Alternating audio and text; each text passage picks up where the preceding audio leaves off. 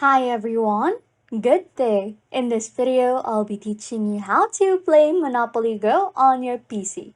Okay, first things first, head on to your browser of preference, which in my case, I will be using Google Chrome.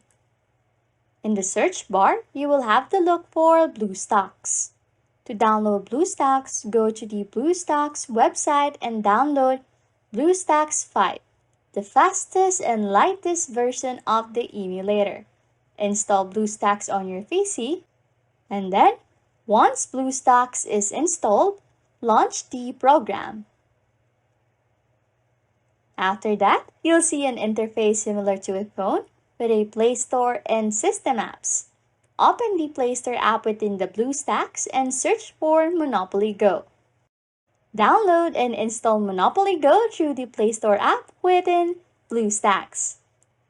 Once the installation is complete, find the Monopoly Go icon in BlueStacks and click on it to launch the game.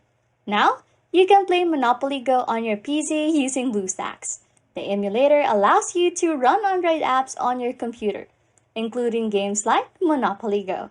Anyways, if you like content like this, don't forget to subscribe to this channel or comment down below any tutorials you want us to make, so we can help you.